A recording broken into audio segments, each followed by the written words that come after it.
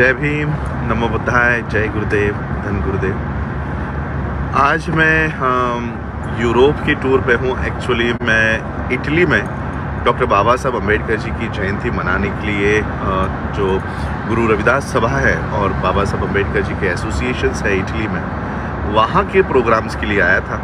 और मैंने सिर्फ 9 तारीख का संडे जो पिछला गया है और आने वाला 16 तारीख का संडे जो है, ये 2 ही डेट्स मैंने इटली के लिए दी थी। लेकिन इटली के लोगों ने और यूरोप के लोगों को जब ये पता चला कि मैं इटली में हूँ और यूरोप में हूँ, तो इतना अच्छा रिस्पांस मुझे यूरोप के लोगों ने दिया है कि जो संडेज़ के अलावा जो वर्किंग डेज़ होते हैं, क्योंकि फॉरेन लैंड है, यहाँ के कानून हैं, लोग यहाँ पर सोमवार से शुक्रवार काफ़ी व्यस्त होते हैं, अपने कामों में व्यस्त होते हैं। तो इसलिए शनिवार और रविवार ये 2 ही दिन मैंने सभाओं के लिए, कॉन्फ्रेंसेस के लिए रखे थे। लेकिन जब यूरोप के लोगों को पता चला कि मैं यूरोप में हूँ, इटली में हूँ, तो लिटरली सभी ने अपने अपने काम छोड़कर मेरी जो सभाएं हैं पूरे यूरोप में लगाई है ऑलरेडी।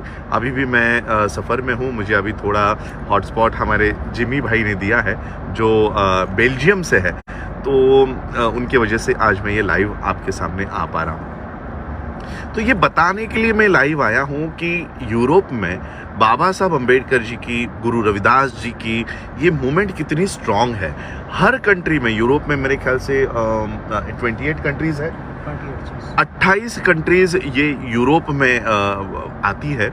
और इन 28 कंट्रियों में गुरु रविदास महाराज जी की, बाबा साहब अम्बेडकर जी की मूवमेंट इतनी स्ट्रांग है। मैं कल बेल्जियम में था, तो बेल्जियम में हमारे कुछ महाराष्ट्र के लोगों को पता चला, बंसोड़ जी को पता चला जो नागपुर, चंद्रपुर से है, तो वो मुझे मिलने के लिए आए।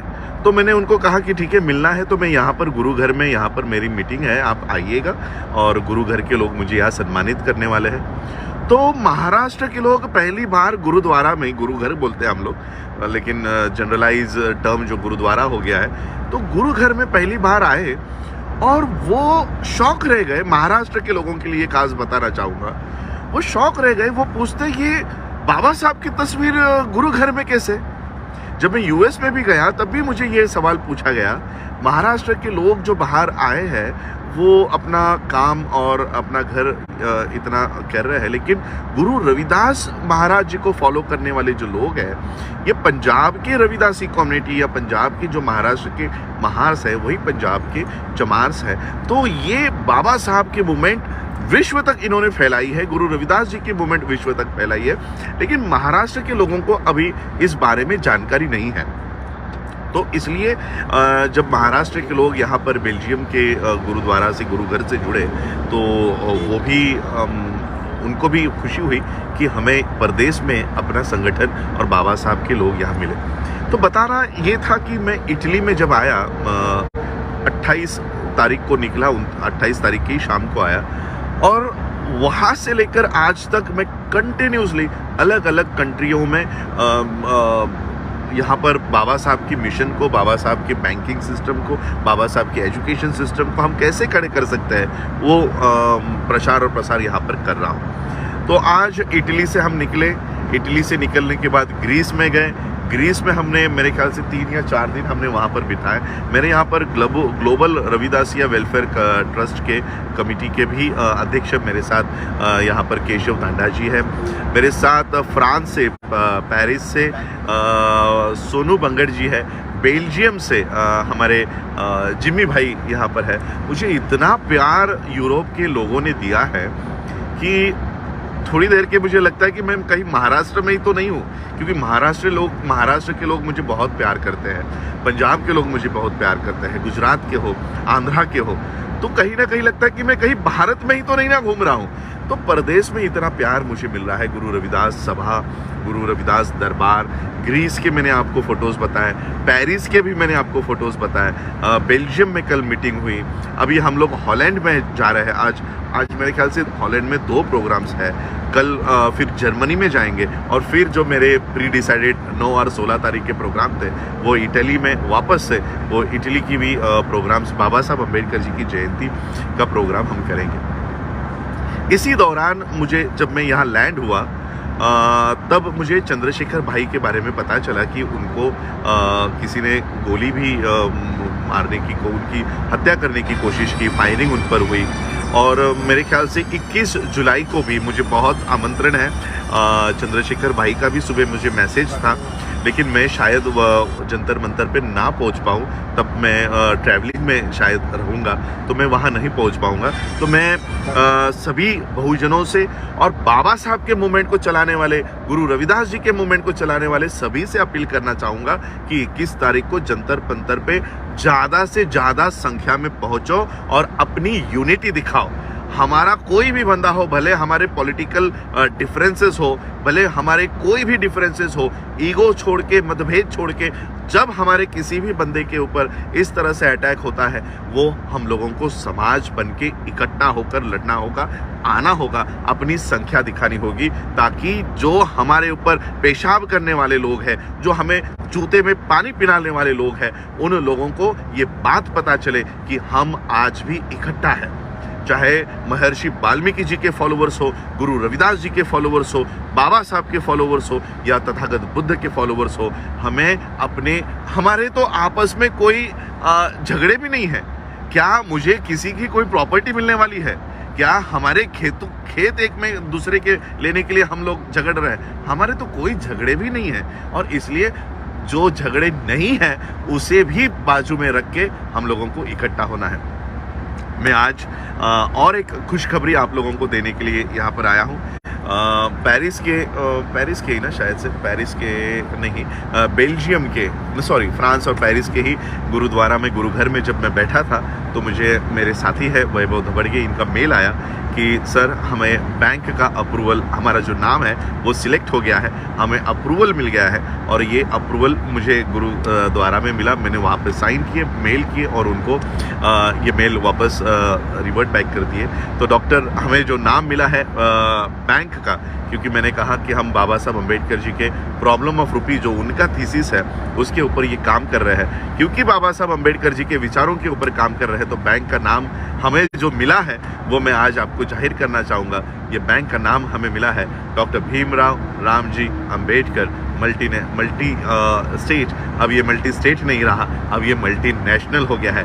हम लोगों ने doctor Bhimrao Ramji Ambedkar multinational cooperative bank का निर्माण, हमें गुरु घर से ही वो परमिशन मिली।